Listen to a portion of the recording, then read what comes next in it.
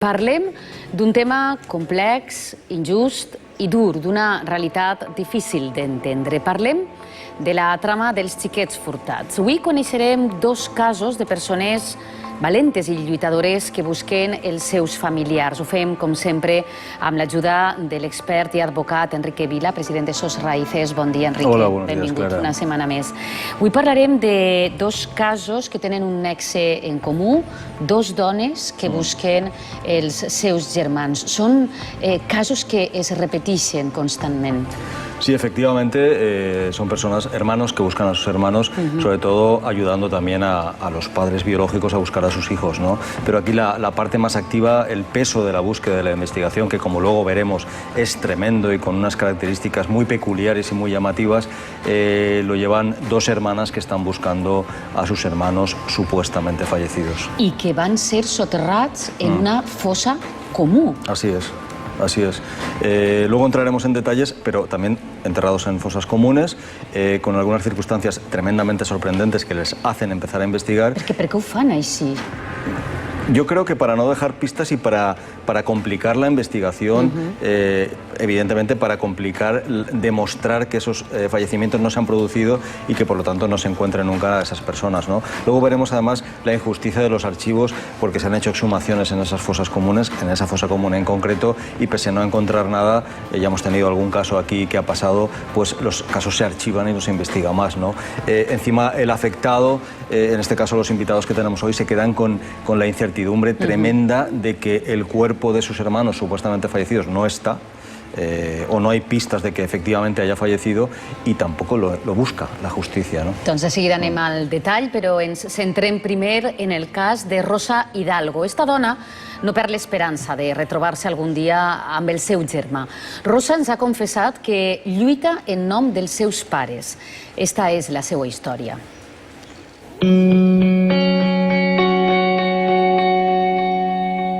Estoy buscando a mi hermano, que nació el 5 de abril de 1973 en la residencia Sanjurjo, actualmente Dr. Peset en Valencia.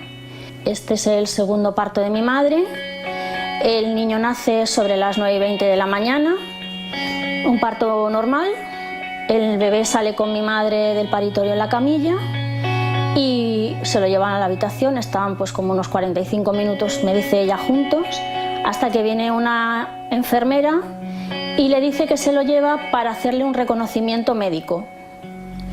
Y este es el momento en que mi madre ya no vuelve a ver más a su hijo.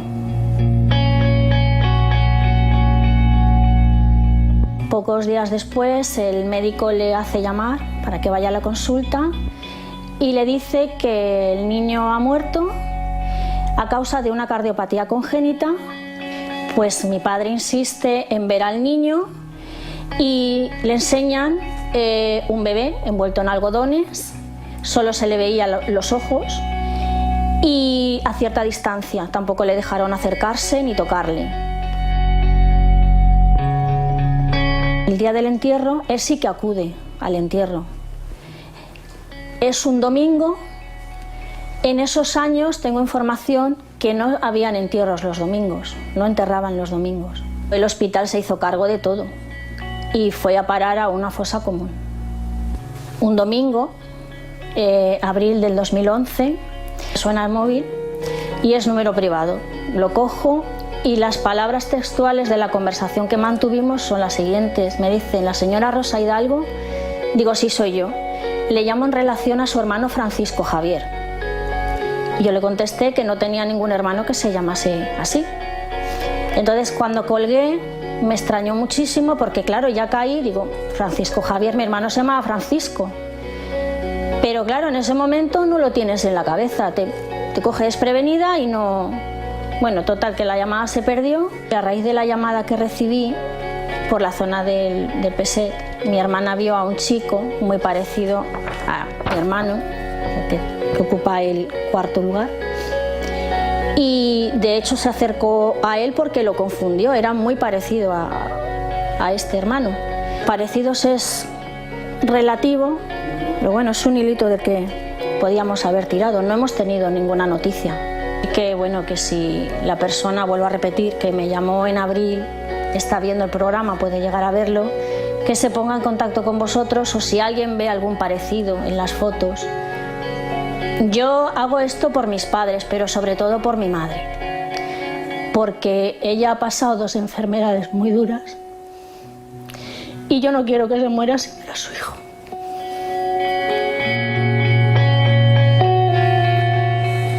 La crida final de Rosa Hidalgo està carregada de sentiments, emociona. Enrique, qui pot ser la persona que va telefonar Rosa? Penses que hi ha realment una persona que puga tindre informació sobre el parador del seu germà? Es indudable, me recuerda a algunos casos en los que se ha llamado a hermanos o han recibido algunos padres un aviso de que su hijo estaba buscándose porque no había ido al servicio militar. Imagínate, esto ha pasado y el niño supuestamente ha fallecido, ¿no? Me recuerda el caso de Rosa, esa llamada que le abre la puerta a la esperanza y a la sospecha, ¿no? Una llamada en el 2011 preguntando por su hermano. Ella dice que se llamaba Francisco, le citan como Francisco Javier, pero curiosamente es de un teléfono oculto. Alguien tiene que tener información, se ha filtrado ese error o esa falsedad y alguien le llamó preguntando por un hermano que la familia siempre ha pensado que está muerto. Arran d'aquesta telefonada, ella comença a investigar i comença a veure innombrables irregularitats. Quina de totes destacaries? Bueno, el no ver el cuerpo, el que, como siempre, el enterramiento, ellos no se preocupan, sino lo hace todo el hospital. ¿Por qué se pone en una fosa común? Es una cosa tremendamente curiosa que parece que es para luego difuminar o complicar la búsqueda, que de hecho está pasando ahora, ¿no? Niños... Es fa això de manera premeditada?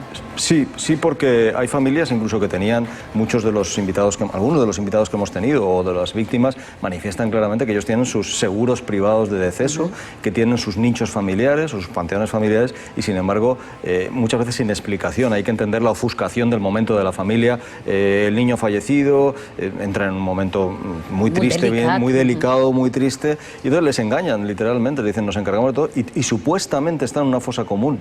Evidentemente el engaño no se podía hacer si el niño iba al nicho familiar porque luego iba a ser mucho más fácil la exhumación y la comprobación, ¿no? Luego veremos la complicación en el caso siguiente de María José, veremos la tremenda complicación de las exhumaciones, pero bueno, cómo incluso haciéndolas se está constatando, como también nos han contado aquí, las tumbas vacías que están encontrando y las cajitas vacías, ¿no? Que quería aprovechar porque en el vídeo tan emotivo de Rosa ha salido una imagen de la que fue nuestra presidenta Victoria Utiel, en una de las fotografías con ella, y también queremos recordar su búsqueda. Estaba buscando Victoria, tristemente fallecida, todos la recordamos muchísimo, era la presidenta de Esos Bebés Robados, provincia de Valencia, su búsqueda de una hermana supuestamente fallecida en el Hospital La Fe el 2 de julio de 1971. Y también recordarla y hacerle este pequeño homenaje, ¿no? Que por desgracia no nos puede acompañar, pero su búsqueda nunca la olvidamos como no la olvidamos a ella.